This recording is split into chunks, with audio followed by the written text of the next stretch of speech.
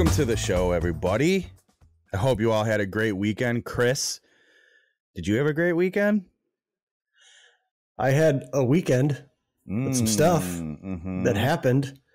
It began late on Friday. Actually, Friday, I had kind of a rough day. I don't know if it was... did my camera just go off?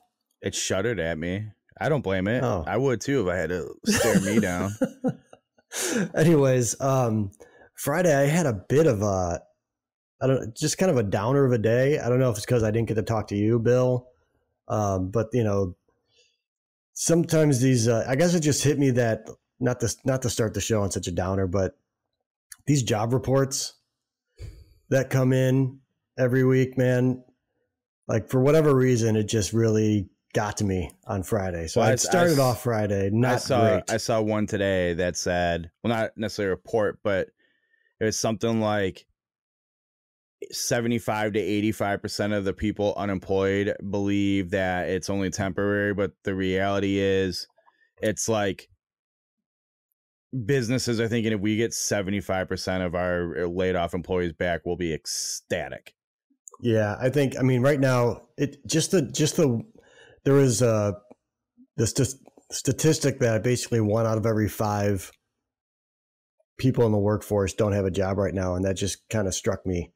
And I just feel it's not good. I have inherent guilt in general about everything, and so it even made me feel kind of guilty of my position in life, even though like it's not like I haven't earned it. I wasn't given anything. You know what I mean? Like, I don't know. It just felt like, man, I just felt so sad for people, you know, like they just woke up one day and just like, they don't have a job.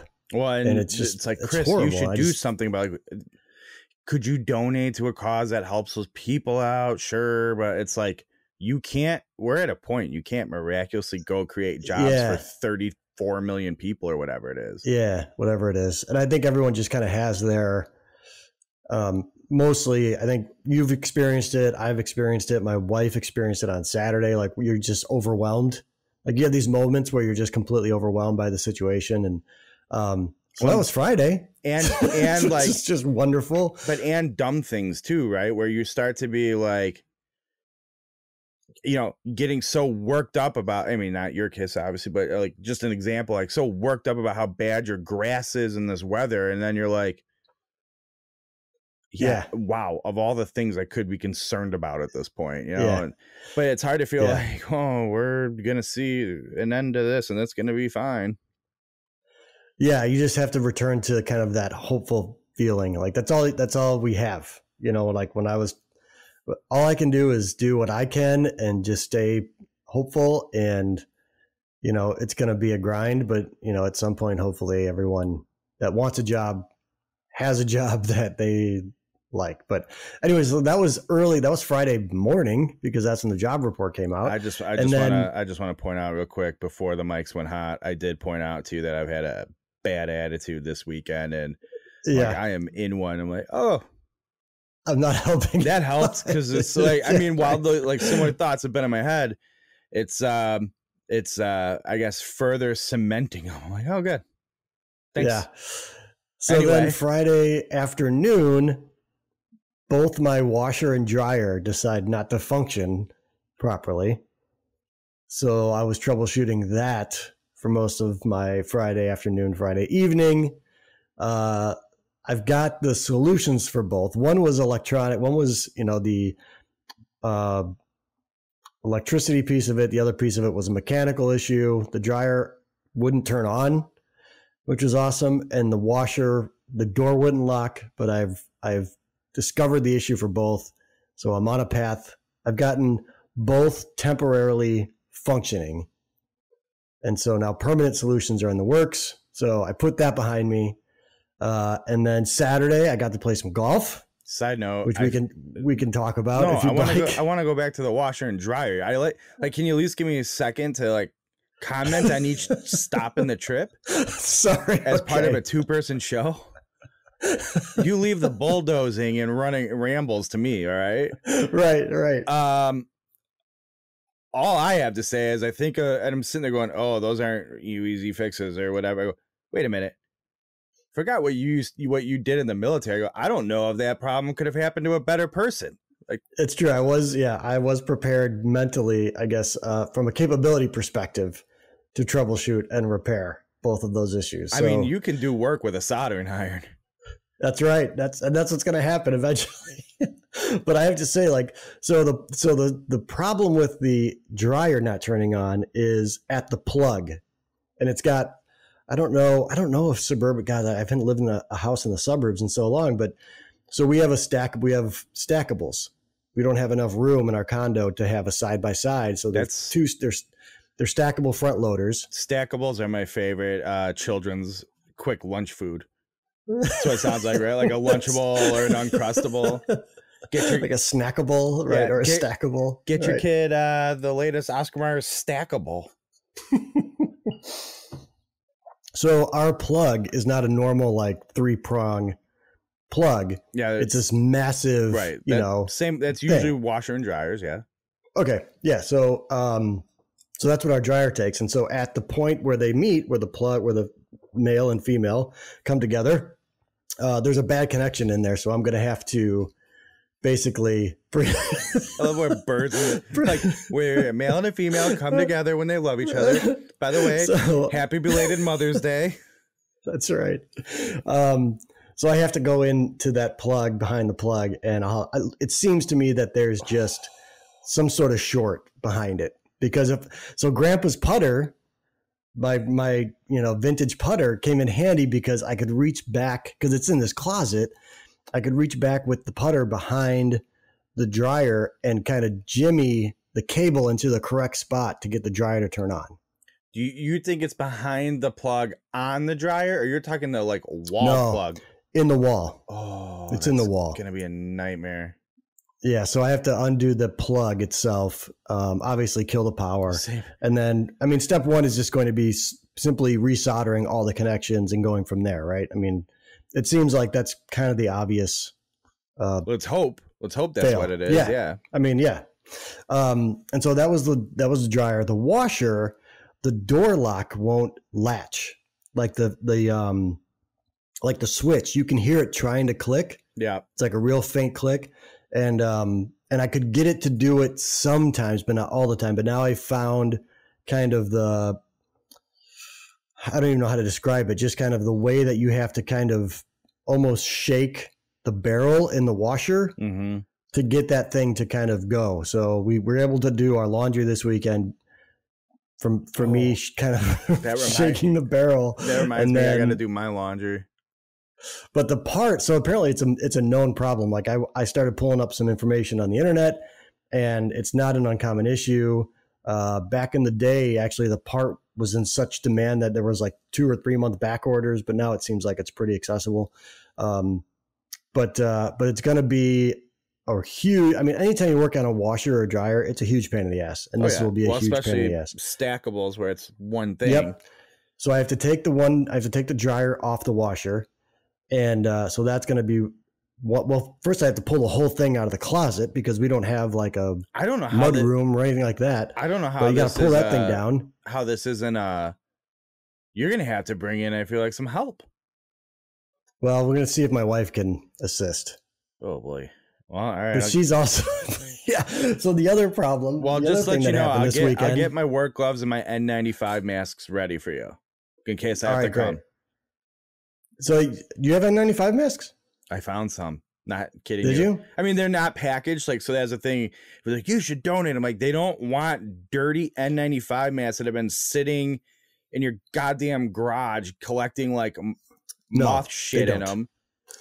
They do not. Like, the interesting thing about N95s though is that you're supposed to be fitted for them technically to be.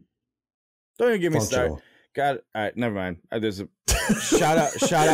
shout out my father-in-law who checks out the show every week on YouTube. But I'll just say a lot of extensive conversation about masks and what they do and don't do for you. And so I can tell you, I can go through the list.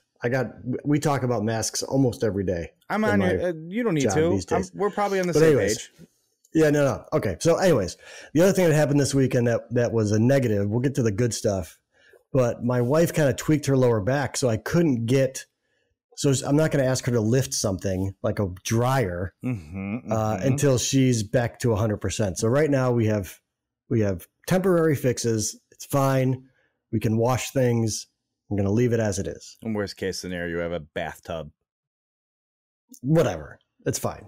It's fine. I mean, we're in quarantine. I'm not going anywhere. I can rewear clothes. Who cares? Yeah, until you smell like shit like that. I'm like, oh, I'm fine with this. I'm like, no, you smell terrible. And it's like, it's not just your body. It's like the clothes. I'm like, that's fine. Until I see Josh next weekend at the golf course. He's like, dude, I'm 6 feet away. What's going on? Don't worry about it, Josh. It's fine. Yeah. So anyways, that was the kind of the downer piece of it, but we did have some fun this weekend. I played golf on Saturday, like I mentioned, with our pal J Riv. It was not a great route. So here's what I can tell you about playing golf. I missed the driving range so much. I told somebody today I'd rather have the driving range back than golf. I'll be honest with you. I'm not even kidding. Man, it is. So here's the thing though. So I started working with Sam like literally a week before everything got shut down, right? So Sam, I went to the range, I did the video. Sam from Golfin, we've talked about this before. I emailed him. Some people are just joining. I emailed him just to say what's up the other day. Like, hey Sam, how you doing, bud? I need to do that too. I haven't talked to him. Oh, don't worry. It's been like 5 days and he hasn't replied to me. I'm like, I'm not even trying to get anything out of you, Sam. Come on. So anyways, so he gives me some things to work on. I never got to work on them ever in real life. Like, sure, I've practiced while on a conference call or whatever in my office, kind of going through the motions, but I've really never done it. And it turns out, Bill, I don't know if you know this or not, but implementing a swing change on the golf course, not great. Not great. Nope. Not great because implementing yeah it's not good. And so what happened, so last week when I played, I was going through the swing change and it wasn't great, but I was still, ball striking wasn't necessarily an issue. I was actually, what Sam said, when the swing is starting to take place is that you're going to start sending the ball out right, like you'll start throwing it out to the right, and that's what was happening. So despite the fact that the ball wasn't quite going where I wanted it to go, I knew I was on the right track. And he's like, eventually you'll start to see this change take place. Well, this weekend on Saturday, my brain broke my swing. Like it broke it bad. Who are you telling? I know that. I know that world. Yeah, that's where I was. Like through 9, I think I'd lost 9 balls. It was a complete disaster. I couldn't get out of my head. I tried to go back to my old swing. It didn't work. Finally, I think around 12 or 13, what I realized, I think what was happening, the other problem was, it was the ball striking left me. I was taking balls off the toe like crazy, like so bad off the toe, and like almost missing the ball. So bad. And so what I think I realized, with all clubs, or you're saying like it was every club. Okay. No, it was every club, every shot, which is just demoralizing. I wasn't even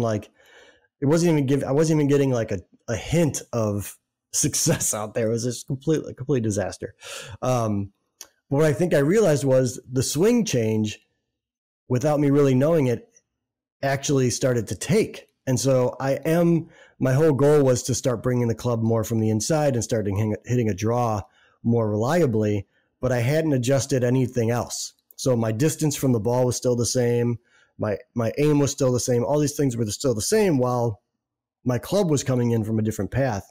And so when I realized that, wouldn't you know it, I started finding the center of the face quite a bit more and had at least a little bit of confidence while we were leaving the golf course. But of course, that was only probably 4 or 5 holes. Yeah. But yeah, it was not good. It was like I hadn't played that poorly since I started. I mean, I felt like I was starting all over. God, I wish I was there. If I hadn't kind of figured things out on that late in the back 9, I mean, it would have been, the scores would have been back when I had first started playing. If I was it was rough in the twosome behind you, because we can't play in foursomes yet. Ooh, I could talk about that. I can talk about that too. All right, maybe we'll move on to that next. But if I was in the twosome behind you, like, hey, all right, we'll play behind you guys and, kind of social distance at the end. You just hear me in the back doing the, hey, Kris, that's a terrible shot, bro. Kris, your golfing's not working. Oh, it was not working. But the funny thing was, first hole, I kind of rolled through it. I think I bogeyed it, whatever. I couldn't get up and down. I missed the green or something, but whatever. But it was pretty typical Chris McEwen branded golf, No, I don't know what that means. Yeah, well, it was my tip. I wasn't concerned at that moment. Okay. But then things went downhill so fast. And then once I realized that I couldn't not do what I was doing, and my head was just broken, and it was a rough stretch for quite a while. I've been there. But yeah. Thankfully, recently when I was there going, I have no idea why I have all these pole hooks going, but at least I can find my ball, and thank God I can hit a wedge and salvage a little bit of a golf round. Yeah. And that's what saved me, was my wedges and my putter, for the most part, like, kept me in it. Otherwise it would have been a total disaster. For whatever reason, my short game just won't leave. So that's nice. I got that going for me. Whenever we can start golfing together, I'll make sure to take care of that for you. Side note, speaking of the weekends, I feel like I've talked about it on the show more than once that I don't know what it is, but I can't make a good old fashioned. Have we? Really? Yeah, like my old fashions are always terrible. Terrible. Terrible how? I don't know. It doesn't matter because they're not that hard. No, and I don't get it. But it doesn't matter. I came around. And I'm making world-class old fashions in this house. And then when I go, I'm going to pull out one of the nice bottles of bourbon. I mean, we just step it up a notch. This one tonight, all right, a little Stag Junior bourbon in it. Nah, big deal. Very folks. Nice. Very nice. Anyway, sorry, I was just eating the cherries out of mine. So I'm about to crack open the Old Forester, which I'm pretty excited about. A delightful one as well. Yeah. So ultimately, you didn't break any course records. No, I did not. You have glimmers of hope, but kind of hated golf. It was not fun. Yeah. It was not fun. It was not fun. Meanwhile, Riv is playing Riv's game and rolling along, and I'm like, oh my God, nothing is working. It's such a hopeless. It's just such a, God, it's so rough, man, when you're out there doing that. Golf's so dumb. Whatever. Golf's the worst. Whatever. But you know what? Like, I'll be back on Sunday. We're going to try to play as long as it doesn't rain. I was going to say, old John Heisey hits me up, I don't know, Friday. And he's like, do you want to golf Sunday morning? Well, hey, homeboy, you realize I got a mom across the street and a wife who's a mother of 2 children. No. So yeah. Last Mother's Day, I was able to golf because they went to Wisconsin while I stayed home and did a bunch of yard work for my Mother's Day present. So maybe he was thinking of that. I don't know. Either way, could have been. So I know could not golf. But then when I woke up today, my daughter's up at the crack of dawn. We'll be like, Dad, it's Mother's Day. We got to do all this stuff. Like, oh, to bed. And I'm looking outside. I go, oh, it's pouring rain. No one's golfing today. No. Yeah, what was a good day for today? It was a good day to go see some Chicago movie locations. And you did. So we finally got to go do that. We were going to do it last weekend. Didn't happen. But today we went. And it was actually, my wife she was super pumped about it. One, she really needed to leave the house and like go do something. But 2, she was just really excited to see these movie locations. And I was kind of like, all right, whatever. It's something to do. I'll go. And it was actually a lot cooler than I thought it was going to be. Because seeing the Breakfast Club High School was super dope. You've already talked about where you guys were going to be doing this and like exhibited enthusiasm. So now trying to downplay it like, all right, I'll go. Like we already know you wanted to go on this. No, I guess maybe my enthusiasm left. Like the idea of it kind of, the initial idea was exciting, and then I kind of like, it kind of sounds like between Friday and then golf, your soul left your body. That could also have been it, that I was just defeated between the washer, dryer, golf, Friday, job report, the whole thing. Now I know why I didn't hear from you all weekend. This makes a lot more sense. But yeah, it was fun. It was cool. We went and saw MJ's house. Mm-hmm. So we saw the 23 gate, which was fun. We saw the Home Alone house, which is super cool.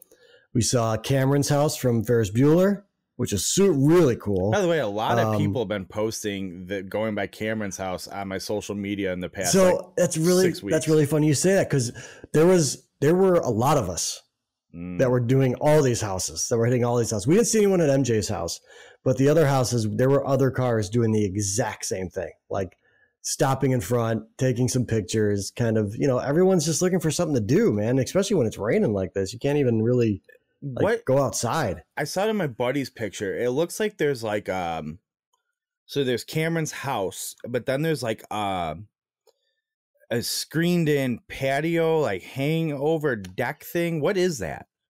Yeah, so that's kind of what it is. It's like, I think it's a weird. It's just into a ravine. It's not on water, right? It's just in a ravine. No, it's a ravine. And there's one house that looks a lot like Cameron's house. Cameron's house is really, I think it was like a garage. I think it's kind of tough to see because you can't see where the driveway is or anything. And there's another driveway that goes underneath the house entirely. Okay. It's like a parking facility or something underneath the house. So the two areas are separate. There's a house that is basically, it's just like Cameron's house. It's a square on stilts, all windows. For those that don't know, we're talking Cameron from Ferris Bueller. The 80s classic. It is 80s, right? Not early 90s? Oh, yeah, it's 80s. Well, yeah. If you remember 85 birth here, it's fair that I'm just want to make sure. Oh, yeah, you're right. You're right. Cameron from Ferris Bueller's Day Off, a Chicago classic. Right. Anyway, proceed. So we went and saw Cameron's house, which was where he kicks the Ferrari through the window. So that's what we went and saw. And by the way, that area in general, because of there's a bunch of great architecture there, like the prairie style, was born there. Like the houses are just fantastic. I had a lot of fun as an architect nerd, looking at some of those houses. But anyways, so yeah, that area beneath the garage or the house or whatever you want to call it is basically like right now it's kind of like storage. Like there's nothing really there. You know what I mean? It's kind of like, I think there was like a propane tank and a chair or something. I don't know. Sounds like my yard. But yeah, it was super fun though. It was really cool. And then, I think the highlight for me, and it's a state trooper headquarters now, but Shermer High School from Breakfast Club. Mm-hmm. We went and saw that. And as soon as you turn the corner, like you see the facade and it's like, oh my God, like that's it. Like that's the high school. So it was kind of fun. And then when we pulled around, you could see the old, what was the football field behind it. And it was a lot more fun than I thought it was. What high school? It was cool. Shermer's a name in the movie, right? I haven't watched Breakfast Club in a while. What high school did it used to be? That's a good question. We had talked about that. My wife and I were trying to figure that out. I don't know. I wanted to say it was like, because it's in Des Plaines. I don't know. Maybe one of our rabid fans from the Chicago area will let us know. That's right. Do you want to move on to a golf topic and keep golf talking, or do you want to move on to the Last Dance talk? Let's do Last Dance. All right, we're gonna finish with some golf topics because I want to go back. I still want to know more about. Stick around, everyone. Hey, stick around if you're a golf fan. All right, Last Dance. As people, we've been telling them, we're these Monday release shows are getting recorded nice and late at night. Yeah. Kris, probably the most sober we've been on a Sunday show in a while. It's also very true. But it's because as we keep reminding, we have to watch the episodes of The Last Dance. It takes priority over this. I have so many thoughts. I have a few like specific points, but going into this, every outlet, there's nothing to talk about right now. Right. Sports aren't happening. And even they're like, oh, the sports might happen this year. It's like, there's just nothing to even. I feel like even golf, who is like, hey, check out all this like wide world of golf and oh, so-and-so's 2015, what's in the bag? Like even that's fizzling out, like just nothing. Yep. And that's fine. Yep. I'm okay with that. Let us all entertain ourselves. That's fine.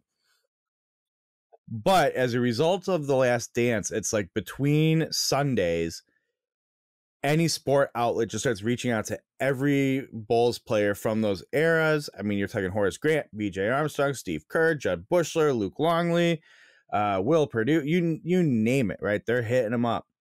And one of the things that came out, or a couple of things that came out, was like the Charles Barkley, Michael Jordan friendship coming to an end after all these years. Oh, yeah.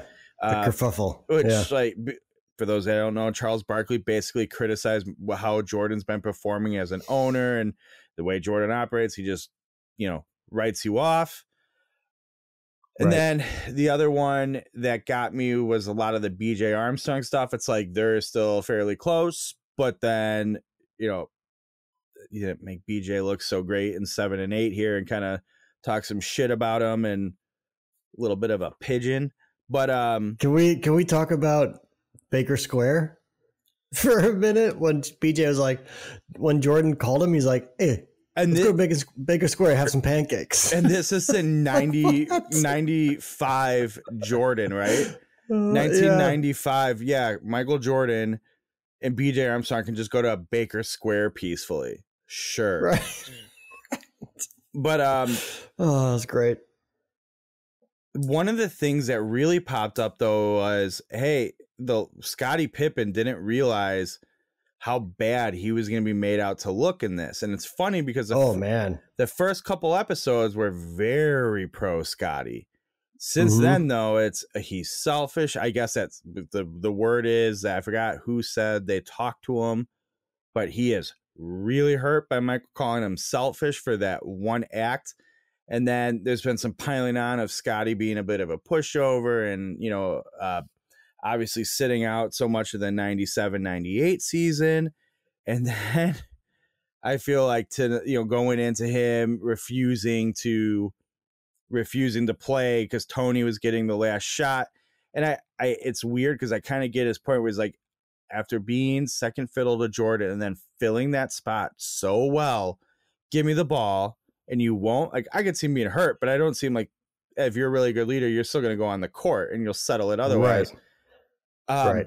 But okay, whatever. And you know what? People do dumb things in the heat of the moment.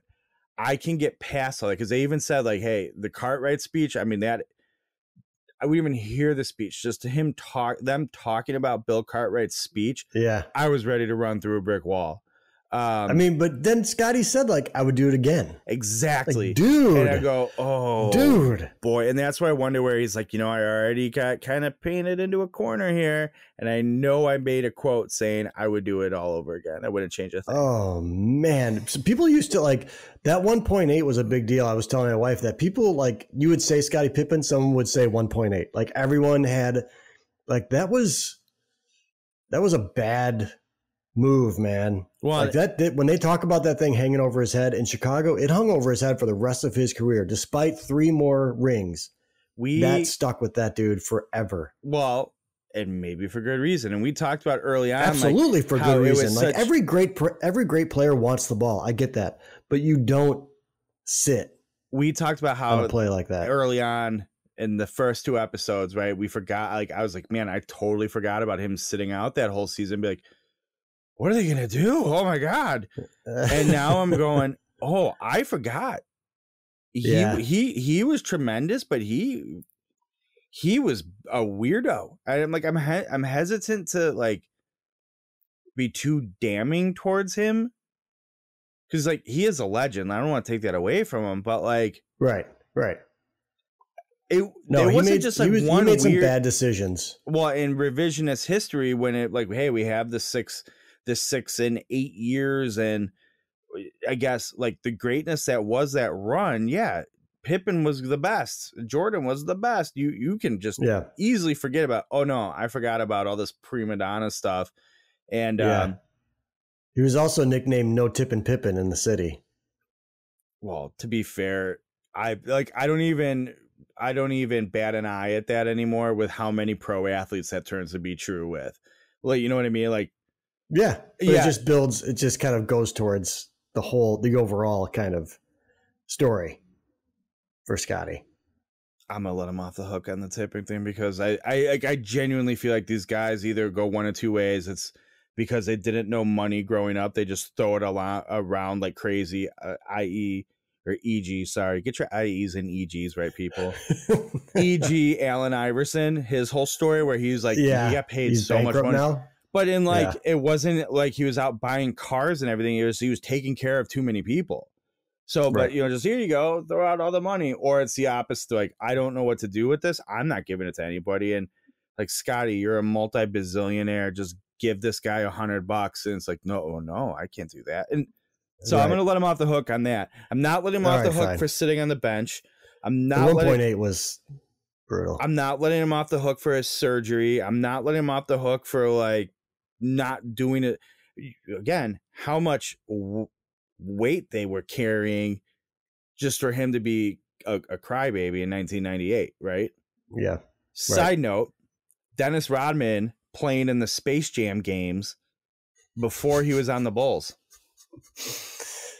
Tell me that didn't have any influence in things. And I'm thinking, in LA, right? On the studio grounds. Yeah, that's right. Yeah. And that's, to me, that like, who are we kidding? That wasn't just, hey, go find me some guys to play. You're telling me Jordan wasn't curating that game. He got Dennis Rodman to come to that game. Now, yeah, no doubt. Not necessarily to join the Bulls. Dennis Rodman was very much on his radar. Yeah. And despite all the other nonsense, it makes me from the Pistons days and everything else. I wish Dennis Rodman wasn't in his personal life. Not that he's not the bizarreness, but like his kids to this day are like, paint him whatever picture you want. He's a terrible father, blah, blah, blah, blah, blah. Like, he's a disaster of a human. My God. Yeah. If he wasn't, between his work ethic, his athletic ability, he might have been, to me, because of his eccentricities, may have been one of the most widely impressive and best case studies of a human in history, where now it's like, he's just kind of a goofy guy. Yeah. And I don't know. So 7 and 8 specific topics. We covered two big things for me. And I referred to, I think early on, we talked about the show. I did the 18 questions with Jordan. And if you got to ask him a question a whole playing with him, it's fascinating how many of those things are getting covered on this. That people, why would you do that? It's like, well, people are watching the show. But the people want to know the truth behind the Steve Kerr fight coming out, and what pisses me off beyond belief. You guys have that footage. You recorded everything. I want to see the footage now. Finding out the true story between them isn't enough. I want to see the footage. Gary Payton in the 96 finals, where he's like, I was going to get him. And like, I think he was acting like he had more on Jordan than he really did. But then Jordan, like, I didn't have any problems with him. I had things on my mind. Like, no. You didn't have Father's Day on your mind coming up, which, like, I get it on Father's Day. Yeah. You were trying to close that series out before Father's Day. I guess, now that I think about it and hear it coming out of my mouth, okay, winning a championship without his dad there, sure. But the way Jordan shrugged it off, like Gary Payton didn't get to him in those two games, I'm like, that's such bullshit. And I forgot Gary about Payton could play some defense, man. That dude was... He could play some everything. And I remember, and again, revisionist history, and it's easy to forget all this stuff. Go back and watch him. Like, Gary Payton, I remember watching these going, what's happening? Gary Payton's single-handedly going to come back and win 4 games in a row. Yeah. Yeah, I remember in Chicago, because we were so kind of privileged from a Bulls fan perspective. We were like, they're just going to come back and win it at home. Like, Jordan just wants to win it at home. Right. You know how you get kind of like, like there was never really any concern about it. It was, not discounting what Gary Payton did, because Gary Payton could guard Michael Jordan. For sure. Jordan, he's like, oh, you're going to get George Karl's like, no, I can't waste you at the defensive side of the court. He didn't. He did both. He played both ends and played awesome. Right. But like, what's Jordan? Jordan's not going to say that Gary Payton got the best of him for 2 games. We should know that by now, even just watching these last 8 hours of Jordan. The guy's a psycho. Exactly. I'm not saying I don't know it. It's like, don't lie to me, you some bitch. Yeah. Actually, I like someone on Twitter said after all these like slights, and Jordan's like, so I used that, like the BJ Armstrong like fist pump, or the made up story about the kid from the Bullets, or the George Karl dinner diss or whatever. The made up Someone Bullets tweeted was like, my best. Like, no, that didn't happen. Like, I got it when he goes, oh, I can take George Karl not talking to me at the restaurant. I get where that's fuel, but when he goes, well, no one's giving me anything, I'm literally going to pretend this happened. Right. And then I admit it didn't. Right. But someone on Twitter said, like, someone tell Michael Jordan that coronavirus said he's better than them, or better than him. so then Mike just put it coronavirus down. Be like, that's it. I'm making a note of that. That's probably going to go in the show summary. Corona V. I could have wrote COVID. I'm an idiot. Is greater than MJ23. All right, noted. That's great. Right. That guy's someone signed that guy for. Hey, I want to extend an invite to driverangeheroes.com for that person. I saw one. So I was behind because my kids were wonderful tonight, and I got a late start. It was like right as I was finishing episode 7, so call it like 15 minutes into episode 8. I looked on social media, and a guy from Barstool Sports Chicago had a headline, I didn't need 10 hours of Jordan shows to tell me he was an asshole. And I went and read it, and the guy's like this, why this is coming as a shock or surprise to anybody. Like, yeah, obviously he was. You don't become him without being an asshole. And then he started providing like other stories that aren't being told in this. Like, there's this example and this example, and it was hilarious. But so that's interesting. I wonder if that's a local known thing, or if it was. I don't know. I mean, maybe we're just we're hometown educated, and we know these things because we're around it so much. Oh, to me, it has nothing to do with where I live. I would just assume. I think it's like a sports thing, and this is where, like, yeah, I'm sure he was an asshole, but I wouldn't. You hear the stories of the guys that like crumbled under him. If I played on that team and he punched me in the face, like, well, that's what happens in sports. And now, given maybe it's like a hockey thing, I don't know, but that, yeah, good. And to his point, I didn't ask anybody to do anything I wouldn't do, kind of a deal. They knew I would. Right. So yeah, when you see that guy day in and day out and the success that comes with him, you can say and do whatever you want to me. And I'm not even going to hold it. Like, I'm not taking it personal. You're right. You're right. You're Michael Jordan. Sure. You're right. You could tell me this. And I tried to explain it to my wife about how it's kind of like a sports thing though, right? Like, if that dude did that in any other kind of environment, he would be seen as like, you know, abusive and belligerent and all these things, right? Like, you put him in a white collar gig. Well, it's some white collar, maybe that he's fine, but you know, in any other kind of office setting, I think that stuff doesn't work. But like in sports, that's just kind of like those great athletes, like the parallels with Tiger Woods and Michael Jordan and those kind of guys, where they're just obsessed and psychotic with what they think they need to do to win. I mean, that's kind of the way it goes. If he didn't back it up, yeah, fine, it's all fair. But he did. He backed it up. And I'm telling you, watching these clips of him in practice, sure, he's an asshole. I get it though, and I go, and I'm not hearing I'm not hearing him say stuff we weren't saying to our buddies on the ice. And like, I mean, I remember specifically in college hockey, there's this kid who, when I was a junior, he was a freshman, easily like top 3 player on the team and phenomenal, but he was such a whiny bitch about everything. And I find like, you don't have to put up with this. I'm like, well, just quit. Nobody, we don't need you here.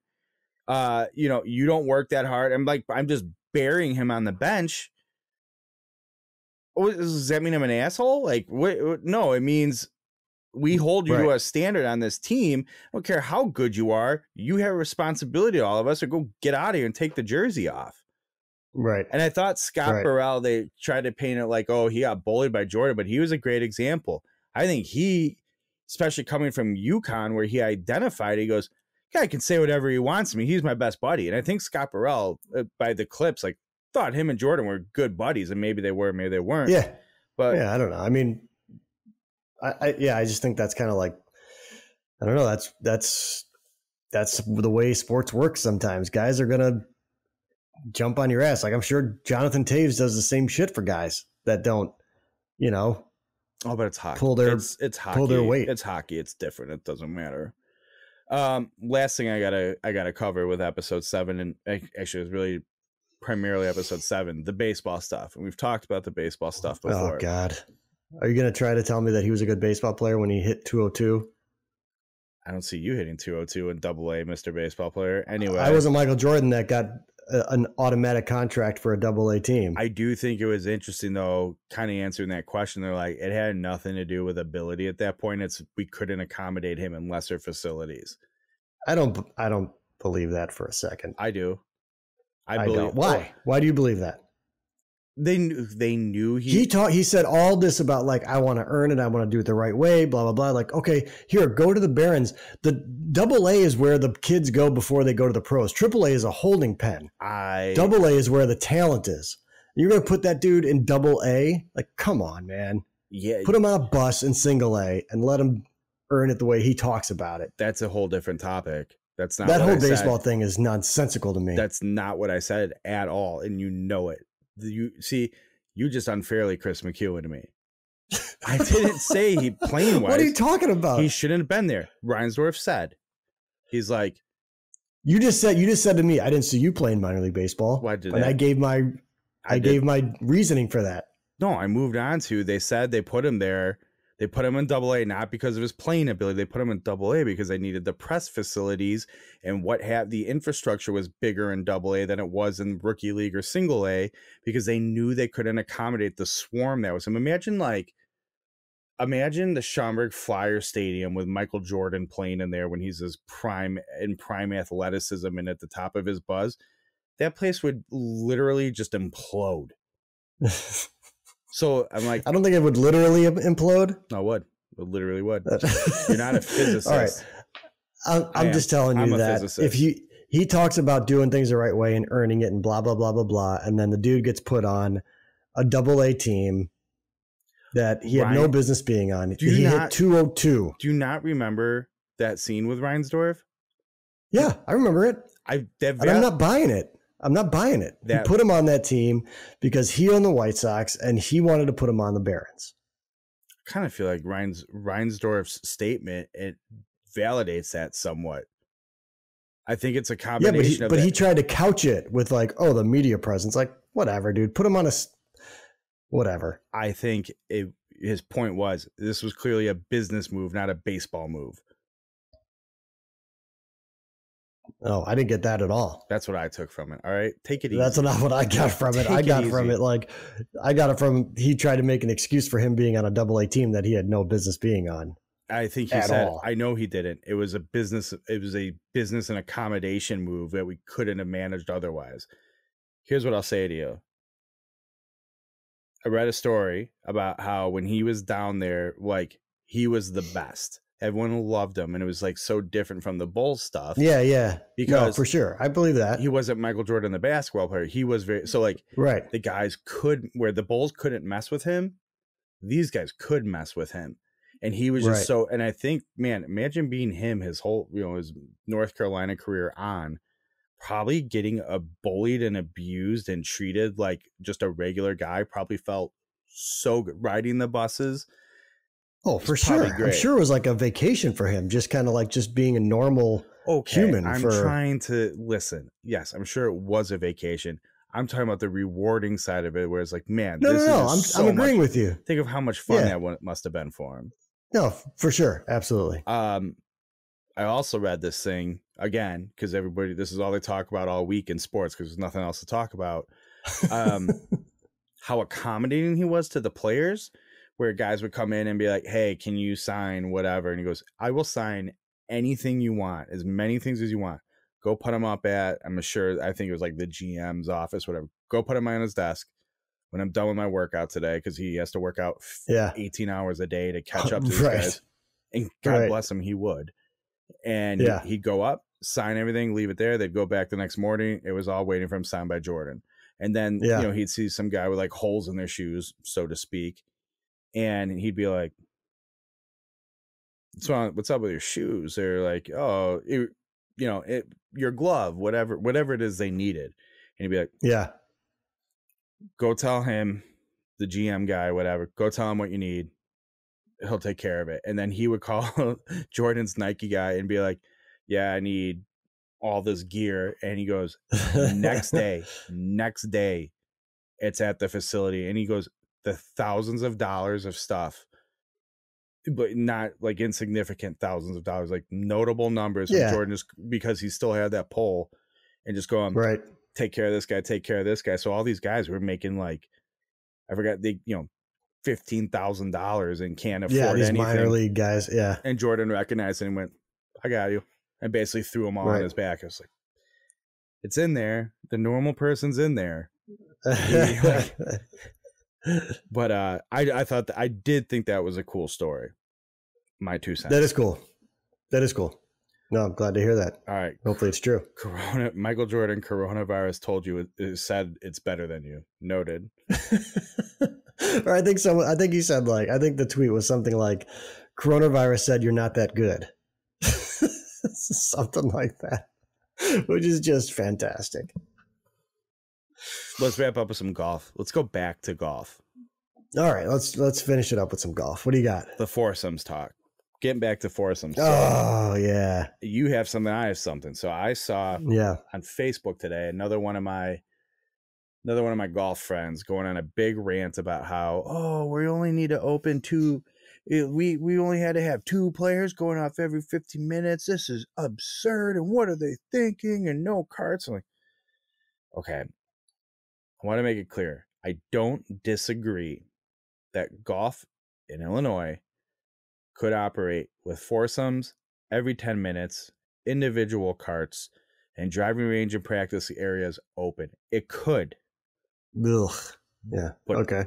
But the whole group has proven this year they can't be trusted, and we are therefore having to earn all these things back, which some would argue, like, it's not the government's choice. Why do we have to earn anything from them? Like, all right, relax. God, I'm not gonna. Yeah, but I still end up in my, they can, and they did, and they took it away from us. We've gotten 2 sums every 15 minutes. We got some revenue back. Yeah, but the logic, I'm like, no. I get it. I'm with you. I'd love to be back to normal, and I think it's doable. But you still have that like 5% of the people who just like can't process the seriousness of this and like walk up to you, go, hey, buddy, good to play with you. I'm like, don't touch me. I have no idea. What are you doing? And then you're going to double that and maybe quadruple it if you start opening all the facilities. Okay. So then the response was, well, then deal with that person and take it up with them and make them suffer the consequences. And you're like, I'm like, okay, great. They suffered the consequences, but they still gave me coronavirus. So right. We're still in a net negative here. Don't see how this is helping. And the lack of like just going, all right, let's just plod through this, prove our reliability, and get full playing privileges back. Why can't we do that? So yeah, we can do that. And I will say this. So the only reason that we know that we think we can do twosomes every 10 minutes or foursomes every 15 minutes is because we started with this. Mm-hmm. So this is part of the kind of journey we have to go through. We had to make sure that 2 every 15 was doable and safe. Okay, it is. Now, what can we adjust it? Yeah, we can do 2 every 10 or 4 every 15, whatever. But you don't know that until you see it happening in real life, which is, I mean, okay, now we have an argument. Before, we had no argument. We had no evidence that showed that we could do this properly. Like, really. Although, where we were on Saturday, they were being a bit loose. And so I won't be going back there. As much as I enjoyed the walk, it's an easy walk. But, you know, there was a foursome in front of us, and so they went off as twosomes, but obviously they caught up. I don't know if they knew each other or not, but they were playing together on the back nine. And behind us, off the first tee, there was a threesome. I'm trying to think if I know where you played. You'll have to text me. Yeah, fine. But it's not like a fancy course or anything, but anyways. That's why I'm curious. It's nothing to do with the information you told me and I want to know. No, I mean, but it's not a high profile course was my point. I still want to know who it is. It's not why that's not why I'm trying to avoid naming it. But anyways, so they were being a little loose with it. We had a frost delay, and they weren't, and it was fine. Here's the thing though. It was fine. They weren't policing tee times. Once we got backed up, everyone there was being very respectful, very responsible. Everyone was doing the right thing, despite, the threesome behind us who together, but they were respecting our space. It wasn't like they weren't doing that. But we hit like it was a normal kind of tee time, right? So the first tee time went off. I think we were third or fourth in line. The second tee time went off, and we were just waiting until basically they hit their second shot and we were going. But even still, we were all still maintaining our 6 feet, more than that even. Well, way more than that, probably 15 feet.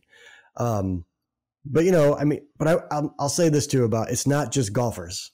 Mm-hmm. I know we kind of want to put the onus on us.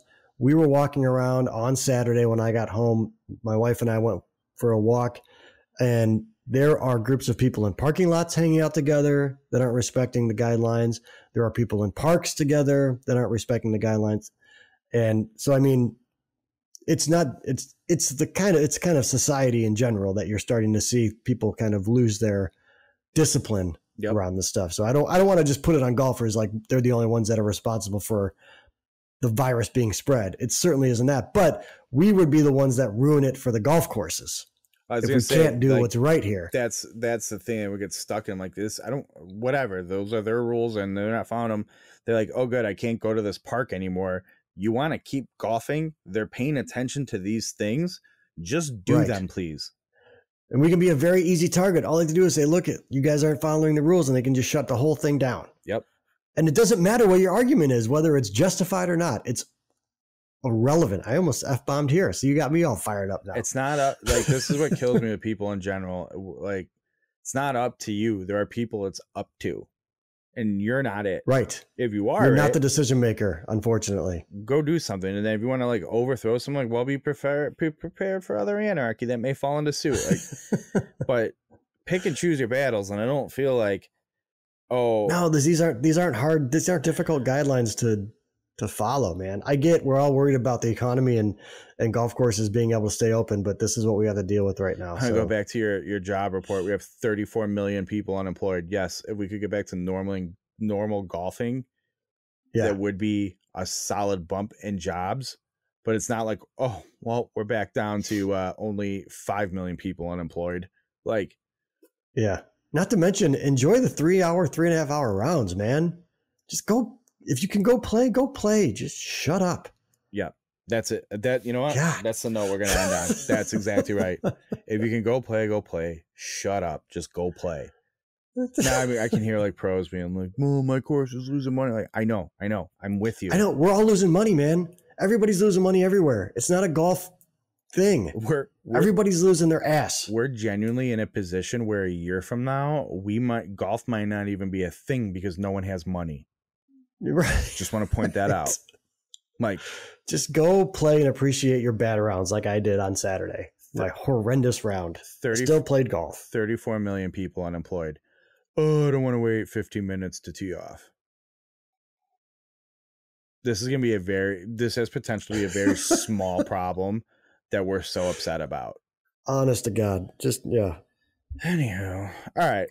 Anyways, this week, let's have my golf pro pal on. Oh, listen. Let's invite him on so he can get he can give his perspective on it. We can stop blabbing about it. You're senior producer. You get him on. All right, I'll book him. Hey. Talk to his people. Have your people talk to his people. Get him booked. Right.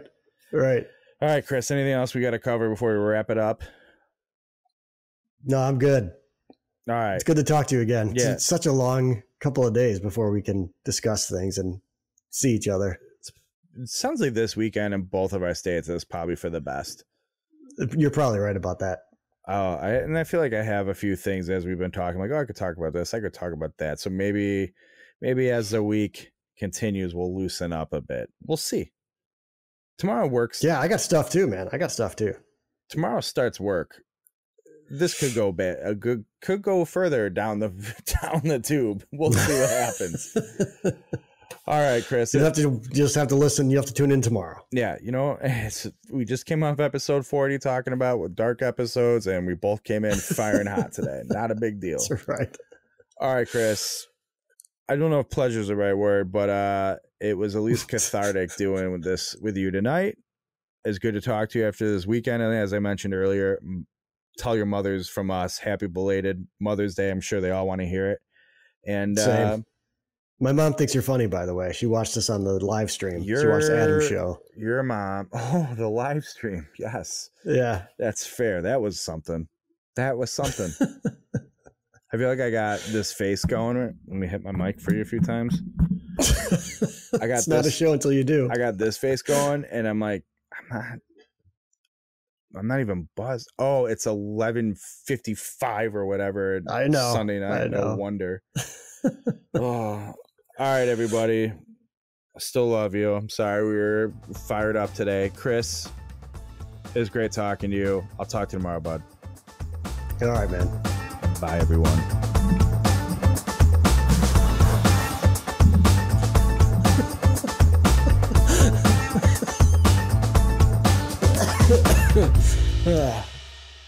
I think you got to leave all that in there.